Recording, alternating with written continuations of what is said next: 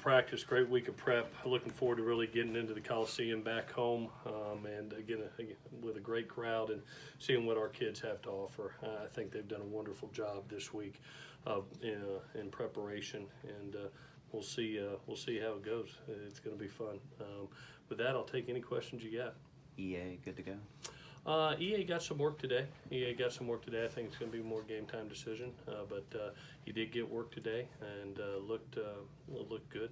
So we'll see how he's feeling tomorrow after this work and make sure there's no setbacks. And I think it'll be more game time.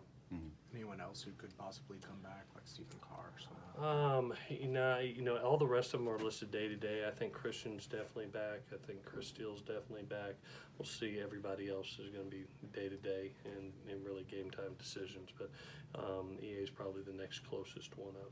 With Christian back and with the potential of maybe getting EA, how much does that help the run defense when you're going up against a team that's done so well on the ground these last couple weeks? Yeah, I think one of the bigger things for our football team is to be able to start fast. This is a team that can get up on people in a hurry and then carry the heavy load with that 12 personnel and just start running the ball and don't throw it very often when they're in the lead. So being able to start fast and hopefully put them in more of an uncomfortable position than they've been in against teams would be advantageous. We've been good coming out of the block offensively. Hopefully that will continue. And I think there's some importance early to hopefully getting some stops and getting off the field defensively to try to limit their play count numbers because they do play with some good tempo early. Is this the best team you've played this season? I haven't faced them, to be honest with you. I think they're a really good team. You can see why they're ranked in the top 10, but until you play somebody, you really don't know. On tape, I've been extremely impressed with their skill people. I think Justin's one of the best quarterbacks in the country. Obviously, he's going to be a day one NFL pick. Their running game has been very successful with multiple backs. I think the offensive line has really played really great as a unit. And defensively, the thing that really has stood out to me is Justin's protecting the ball. 1 interception on the year, and their DBs have 14 picks. They're plus 13. In that area, so just when the ball's flying in the air. So is this a top 10 team? Yes. Yeah, it definitely is. We've played 2 others this season, and we'll see how it goes after the game. But you can't really tell until you actually line up against somebody. Given that pass defense, how big of a test is this for Keaton? I think it's a great test. He's really playing consistent football right now. 8 touchdowns, only 1 interception. I love how he's finishing games right now. If you look at him in the fourth quarter, I think his best ball is being played in the fourth quarter. And this will be a test. I mean, this will be a 4-quarter game.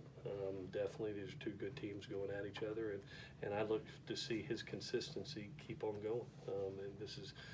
He put 4 games in a row of doing what he's doing, 8 touchdowns, 1 pick. That's what we need is to secure the ball and be able to get it to the one-on-one situation to some good playmakers. Aside from not giving the ball away, what is it that Justin does that makes him such an obvious, NFL first day pick? I think the arm strength really stands out to me. He's a 6'6", 237-pound kid that's hard to get down one. He's able to pull out of tackles. We've talked about wrapping up, running our 3 feet through the tackle. People that leave their feet to try to dive at them don't get them down. They just bounce off. You look at some of the touchdowns. The one that sticks out to me, if you remember the Auburn game, he's all the way on the left side of the field and just flicks it all the way to the right about 40 yards, and you're like, whoa, that's a talented arm throw. So you can tell his confidence in his arm strength and the experience he's got. This kid's been playing since he's a freshman.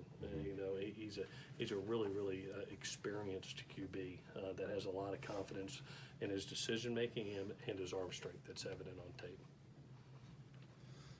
That experience, it seems like they have quite a bit on the offensive line too. How much does that just make a difference when you see them on tape, that you can tell that this is a team that's been around a while and they have their stuff together? Yeah, they obviously when your head coach is an offensive line coach by trade, I would expect the line to be tied together pretty good, and they are. They're well coached, and they're doing a good job in the run game. Obviously, versus Washington State, they have a runner that goes for over 200 yards in that game, and really is the difference in the ball game. and credit the offensive line. They're keeping Justin up, keeping protected it, and then, when they get ahead, that's when they go lean on that run game, and the offensive line's doing a nice job. It's gonna be fun to watch the challenge between two good offensive line groups, two good defensive fronts, and it's a big man's game. It's gonna be fun to watch those big men go at it. Speaking of evaluating teams, what will it take? I know USC got votes this week in points in the AP poll, but none in the coaches poll. Mm-hmm.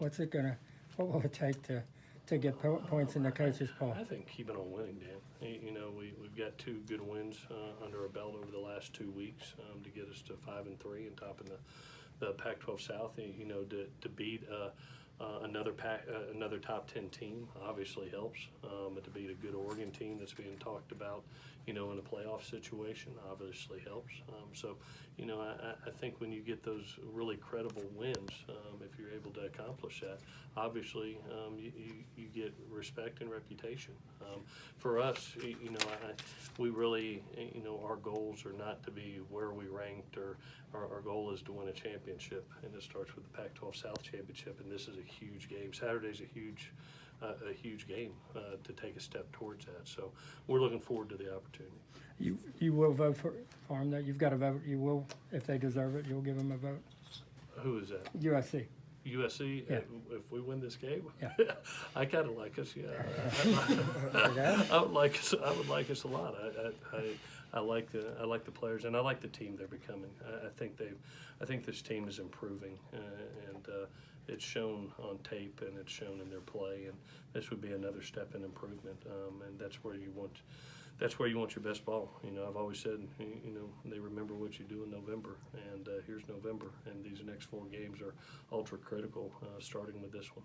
What are the ways that you've seen the team improve from week 1 to now? I think one when you look at the security of the ball, especially over the last 3 games, I think you had 1, 0, and 1, so you've had 2 total turnovers, and your goal was 1 or fewer. And to be able to meet that goal in the last 3 games has been really, really good. I like how last game we made a huge point of emphasis of playing really clean football. You only look up and you have 5 penalties in the game compared to double digits by the other team, and that's important. We talked about being explosive, and not only everybody thinks of us as downfield explosion, but in this offense, especially with the coverages that we're getting, it's going to be, hey, catch a dig and then go run for 37 yards afterwards. It's going to be hand the ball off and bounce off a defender and go carry it for a touchdown like Amon-Ra did. It's going to be catch a jailbreak screen like Pitt did and go take it 22 yards.